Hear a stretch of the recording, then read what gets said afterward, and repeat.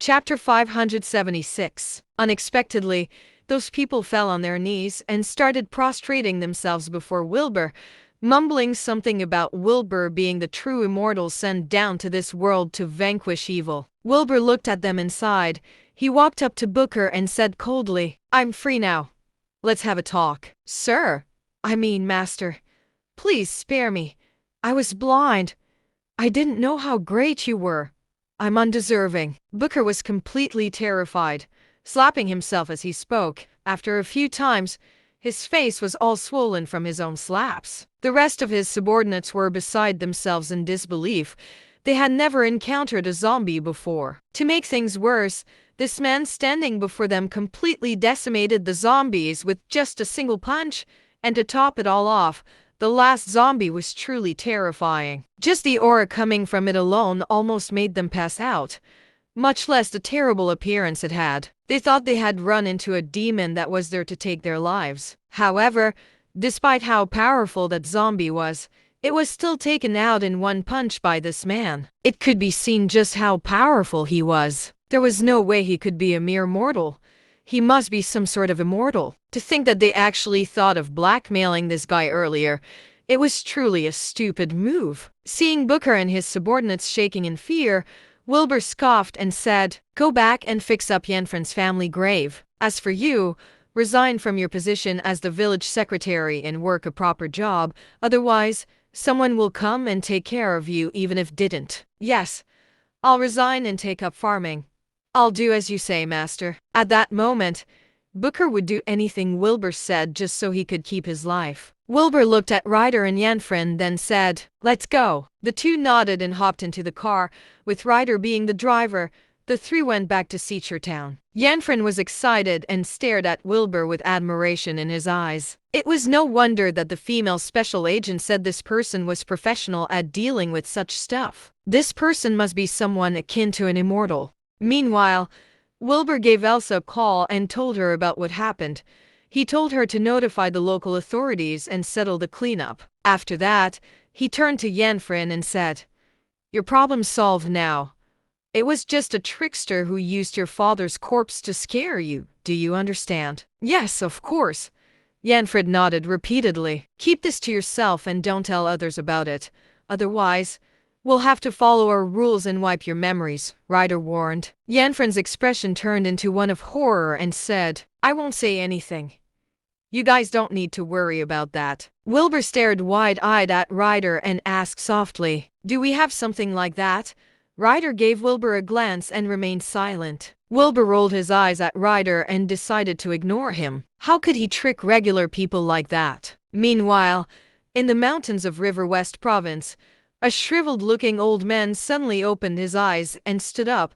He stared at the sky angrily. After a moment, he shouted furiously, "Bastard! How dare you kill my disciple and destroy his soul? I'll turn you into a zombie and subject you to eternal torment." The old man's furious shout was like thunder, rolling through the mountains and spooking all the animals within. In his mind, he could see the image of his disciple's soul being struck by a beam of silvery light, decimating it. Although he could not make out the appearance of the person who killed his disciple, he could tell that the killer was at least a peak ambience level cultivator, or maybe even a pre-sanctuary level cultivator. There was a chance he might be even stronger than that. However, as a long-time sanctuary level cultivator of River West Province, there was no way he could be scared. The old man scoffed, then crossed 100 meters with a single step, heading down the mountain. Chapter 577. Wilbur and Ryder dropped Yenfren off at the Special Forces headquarters, passing him back to Elsa before they returned to Sea Lake Island. Ryder went off to write his report, while Wilbur went straight to bed. Too many things happened recently, and he was absolutely exhausted. 2 days later, an uninvited guest showed up at the Drunken Inn in the eastern suburb of Seacher Town. Drunken Inn was run by a cultivator in Seacher Town. It covered around a dozen acres of land. The establishment was built and furnished to give off a medieval vibe.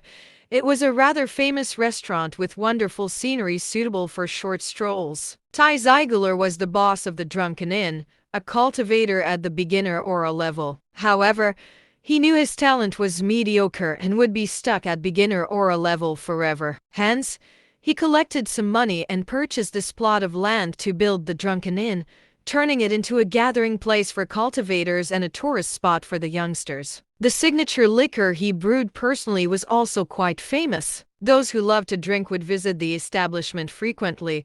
On top of that, he was quite well networked, so his business was flourishing. That morning, a scrawny old man dressed and slowly made his way into the Drunken Inn and arrived by the Octacarm, which was in the middle of the entire establishment. The Octacarm had 8 floors, and each floor was furnished with several sets of tables for the guests to dine and drink while enjoying the scenery. It was the most important building within Drunken Inn. When Tai saw the old man, he could tell with a glance that the old man was also a fellow cultivator. He quickly welcomed him personally and bowed. "Sir, I'm Tai Ziegler. I run this place. Please let me know if there's anything you need." The man took a quick glance at Tai and said coldly, "All right. I need a place to stay. Also, prepare food for a table. We'll be spending a few days here." "No problem.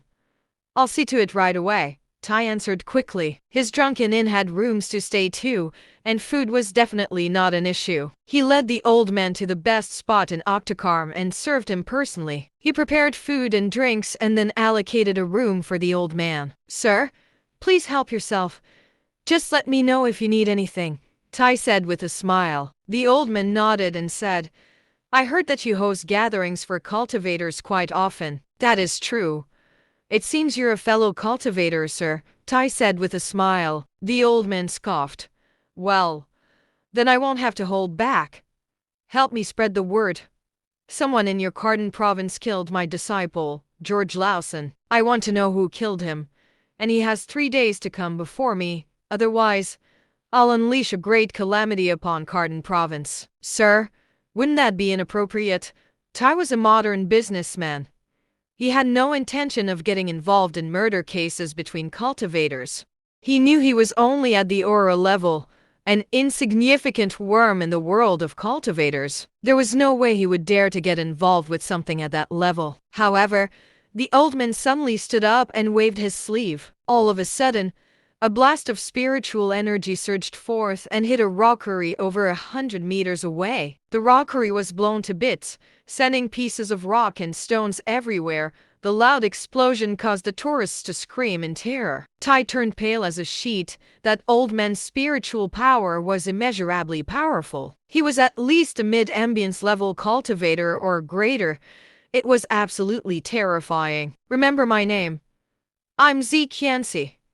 If no one bears the responsibility of killing my disciple, I'll honor my disciple's death with the lives of all the cultivators in Cardin province." After saying his piece, Zeke sat down alone and started drinking on his own, completely ignoring Tai's existence. Tai realized that he could not afford to cross this person, so he quickly excused himself and passed the message along through his own network. In just a day, news of this incident was spread to all the cultivators in Cardin province. A cultivator from River West province came to Seacher town and issued a challenge to all the cultivators in Cardin province, all in the name of vengeance for his disciple. They quickly made their way to the Drunken Inn, hoping to see just how powerful that old man was. That afternoon, Wilbur had a rare opportunity to take a stroll outside and found Chester to be out and about too. "Oh, it's you.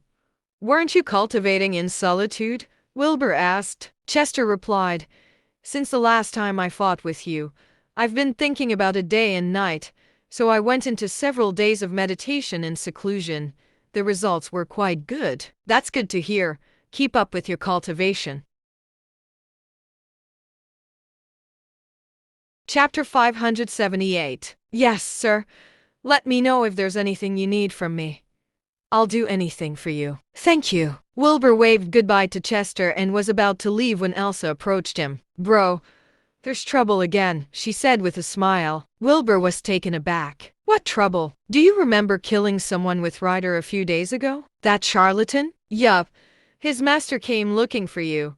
He made an announcement at the drunken inn to have the killer surrender himself in 3 days or he would bring a great calamity upon Cardin province. That's very bold of him. How did you hear about it? It's only natural for us to know about this kind of news.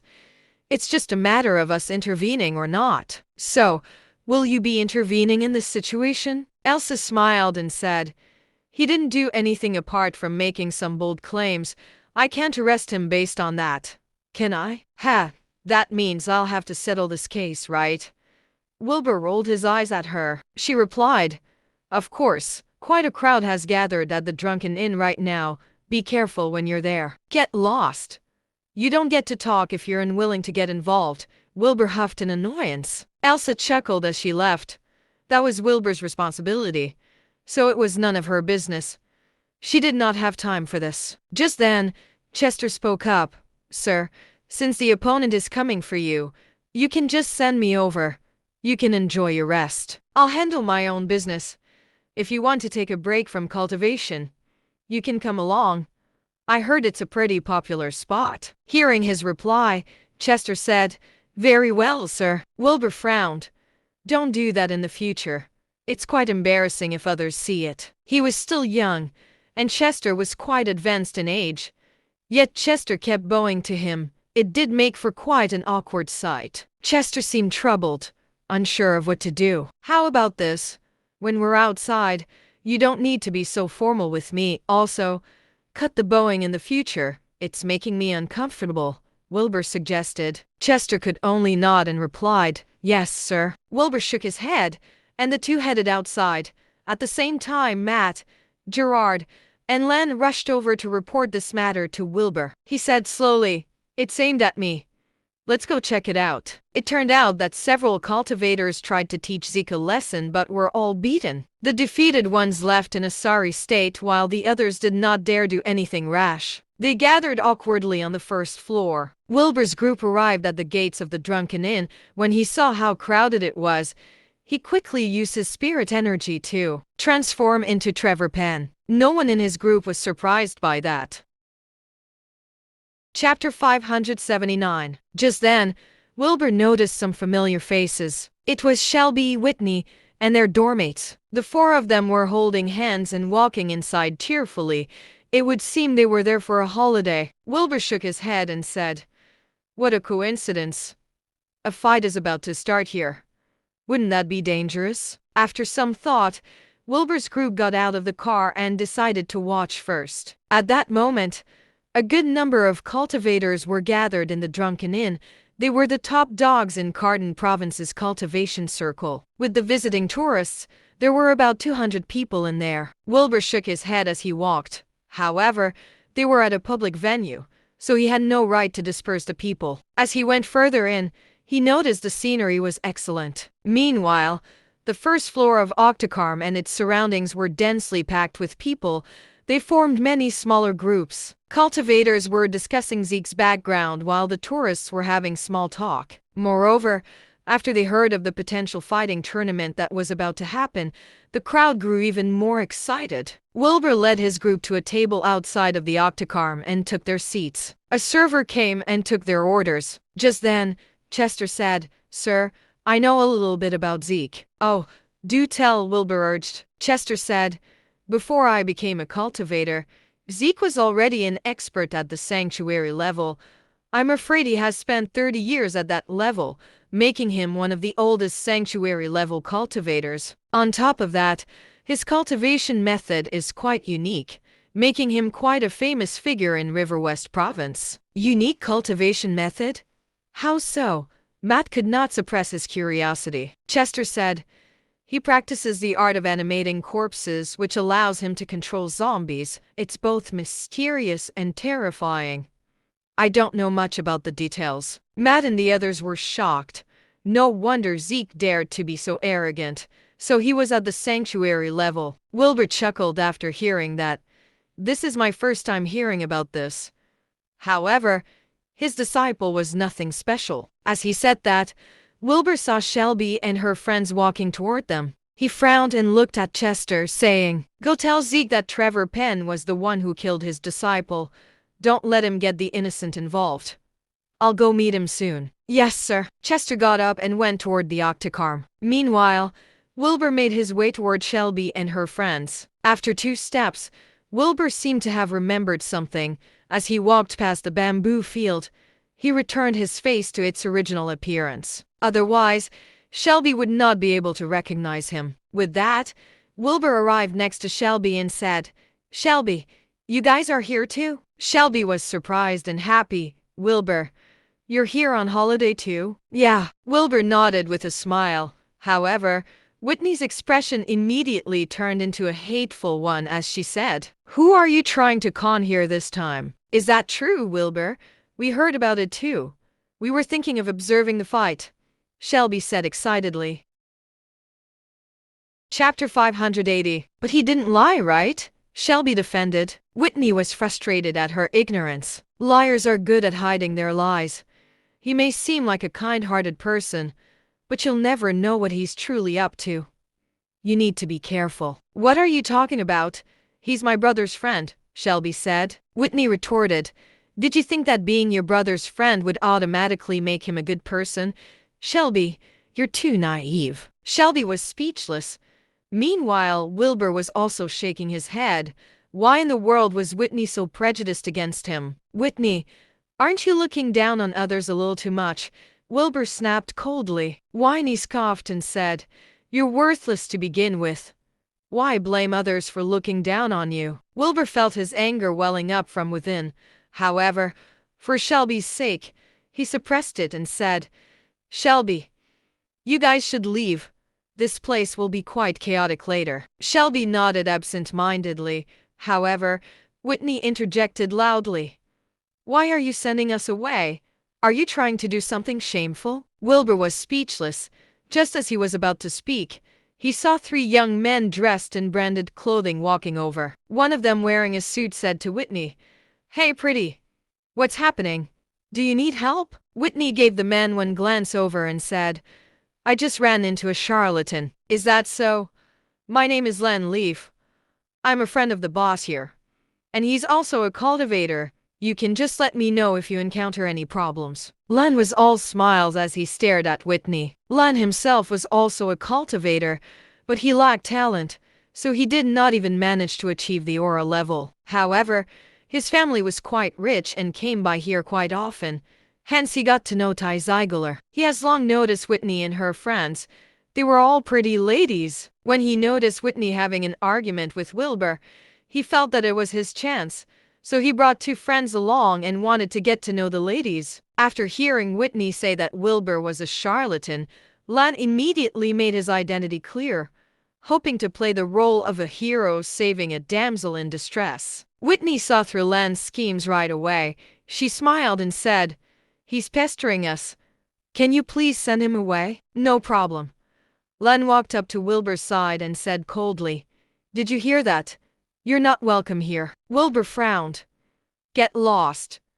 I don't have time for you." Len flared up in anger and shouted, "Brat, don't you know who I am? How dare you talk to me like this?" Because of his family's wealth, he was used to having things his way. On top of that, he knew a bit of martial arts, so he did not take Wilbur seriously. Wilbur chuckled and said, "It's fine. I know who you are." "Oh, really? How did you learn of my name?" Len shot Whitney a smug glance, implying that he was beyond the average folks. "Wasn't there a song written especially for you?" "What song is it?" Len was caught off guard. He was quite well known in his own circle, but not to that extent. What the hell was this guy talking about? Wilbur laughed and said, "It's a song titled Moron." Shelby covered her mouth as she struggled not to laugh, and Yasmin had a huge grin on her face. Meanwhile, Celine quickly turned around and snorted outright. Whitney was dumbfounded. That guy sure had a way with his tongue. However, mocking Len like that would not end well for him. Things worked out for Whitney as she could just let Len deal with Wilbur. Chapter 581. Are you tired of living? Suddenly, a loud explosion could be heard from upstairs. 2 individuals leaped from the roof and landed on the nearby field. Wilbur told Shelby, "Hurry up and get out of here." Then, He left and passed through the bamboo field while transforming into Trevor Penn before approaching Chester. Shelby said at that moment, "This seems dangerous. We should leave, right?" Len asked with confidence. "What are you worried about? This is my friend's turf. Cultivator battles happen all the time. Just follow my lead and let me show you how awesome cultivators are. I'll ensure your safety." Shelby was slightly afraid, but Whitney smiled at Len and said, "All right. I want to watch. Please, there are seats at my table. I'll help you girls teach that rude guy a lesson after the battle is over," said Len in a polite manner. Whitney gladly nodded and pulled Shelby toward the octacarm as she followed Len. Yasmin and Celine also followed. They had never seen anything like that, so they were full of curiosity. Does cultivation really exist in today's society? They wondered. Actually, Len barely knew anything. He knew that cultivators were trying to dominate Cardin province, but he did not know what a powerful cultivator was like. He was only a cultivator with no levels. The best cultivator he knew was an aura-level cultivator like Ty Ziegler. Therefore, he was not scared due to ignorance.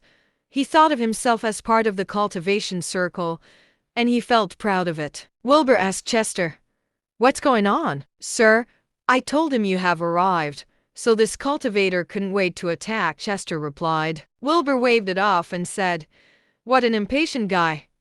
You should go. I'll meet him." Zeke was a seasoned sanctuary-level cultivator, so Wilbur was afraid that Chester was no match for him. Chester hesitated and asked, "Sir, can you give me a chance? I've improved from my training recently, and it's rare to meet a powerful cultivator like him.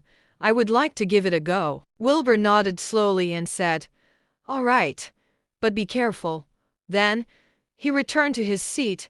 He watched the battle with Matt and the others. While training hard was important for cultivators, combat experience was also crucial. Sometimes cultivators could gain sudden epiphanies in life and death situations, making it an extremely effective method to enhance their abilities. Wilbur felt like he should let Chester try since he wanted to.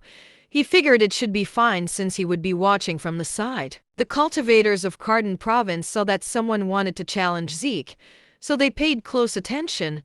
A lot of them were giving Wilbur weird looks. Hundreds of battle spears appeared around him in an instant. A powerful spiritual pressure instantly spread out from him. A lot of cultivators exclaimed from being shocked.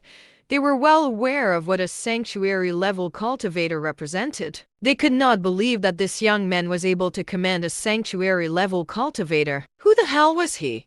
Was he a rich businessman, a person with a powerful family, or the son of a government official? Chapter 582. Wilbur could turn out to be any of those guesses, but not someone more powerful than a sanctuary-level cultivator. They felt like there was no way a sanctuary-level cultivator could be that young. The tourists, including Shelby and the others, were very shocked. Do cultivators and legends exist? What the hell is going on with the spears emerging out of thin air and the overwhelming pressure?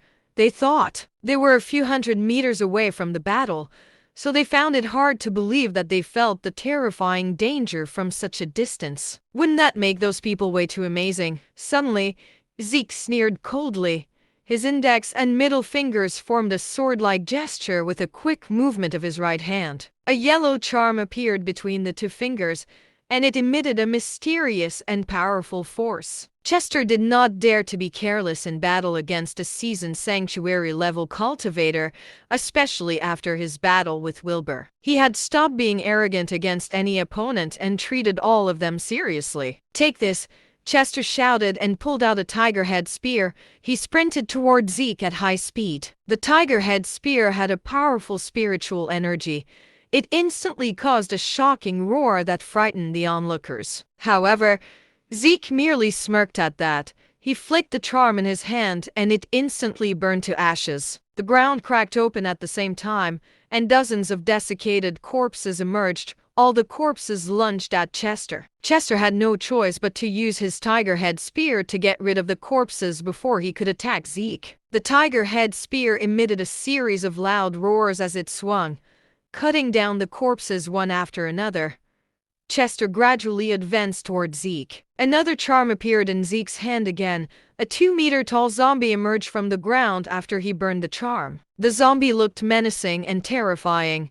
It emitted a powerful and deadly aura as it joined the battle. The tiger head spear stabbed at the zombie. Surprisingly, it made a metallic clang as it hit the target. Chester found it difficult to defeat the zombie for the moment. Everyone was on the edge of their seats. Gerard frowned and asked, "Is he that powerful?" "It's an exclusive secret technique. It has to be powerful," someone explained. Zeke knew a secret technique that allowed him to summon zombies and corpses for combat. Countless deceased individuals had been buried over the centuries, so Zeke basically had unlimited corpses at his disposal. It was indeed a formidable spell. The corpses had no souls and felt no pain, so they fought fearlessly. Ordinary cultivators did not stand a chance. Only a sanctuary-level cultivator like Chester could fight back. Chester saw how powerful the zombie was, so he shouted and unleashed a torrent of spiritual energy instantly. The tiger head spear ignited with spiritual flames and instantly pierced through the zombie, incinerating it. Then, he pulled out an earthen trident and sprinted toward Zeke. However, Zeke burned another charm, causing 3 zombies to emerge from the ground. They intercepted Chester and extended their sharp claws at him. The zombies had been buried forever, so their bodies were full of toxins. It would be deadly if anyone was scratched by the zombies. It was highly dangerous. A fist-sized pool of blood silently appeared above the octocarm during their intense battle, and I materialized in the pool of blood, gazing down at the battlefield. The zombies incinerated after a series of explosions. Chester grabbed the earthen trident and flung it at Zeke. The spear ignited with roaring spiritual flames as it flew toward its target. However, Zeke laughed at that moment. He put his palms together and burned another charm in his hand. The zombie was at least 3 meters tall. It had green fur and sharp teeth, and its claws had sharp nails that were 30 centimeters long. The zombie emitted a menacing energy as it roared and sprinted toward Chester. Chapter 583. Everyone looked frightened. Some of them exclaimed out of shock. Matt hurriedly asked, "Is he in danger?" Wilbur shook his head and replied, "It's just the alpha zombie. He's not in danger yet." Matt and the others relaxed. They thought the alpha zombie was too terrifying, and that they could not fight back if they were in the battle. The flying spear from Chester stabbed the alpha zombie and resulted in an explosion. The alpha zombie staggered backward, and Chester also did a somersault backward to put some distance between them. Then, he pulled out a hexasilver spear, stopping and staring straight at the zombie. The alpha zombie growled quietly. There was a terrifying aura coming from the zombie. Green gas surrounded the zombie as it lunged toward Chester. Chester shouted, and his hexasilver spear burned brightly with spiritual flames and fearlessly attacked the alpha zombie head-on. It was an intense battle. Chester spun his hexasilver spear, swinging it with intimidating spiritual energy. However, the alpha zombie seemed to be impenetrable. It used its body to fight against the hexasilver spear. Its long fingernails were as sharp as knives, and they kept clawing at Chester. Fortunately, the alpha zombie was not very agile, and Chester had extraordinary combat skills too, allowing him to spin around the alpha zombie and take jabs at it. Powerful spiritual energy was continually infused inside the alpha zombie. Slightly over 10 seconds later, the alpha zombie fell to the ground in flames. Matt and the others let out sighs of relief. They saw Zeke burn another charm in his hand, and 3 alpha zombies emerged from the ground. They growled and lunged towards Chester. Everyone was surprised by that move. Zeke could kill a sanctuary-level cultivator with his limitless zombie minions. Chester frowned hard. He knew that he could not let this drag on. Therefore, he gave a shout and spiritual flames instantly ignited around him. Surging into the sky, an enormous spiritual pressure rose and caused a rumble in the air. Hundreds of spears appeared in front of him at the same time. They formed into an alpha spear. The alpha spear had runes moving along its surface.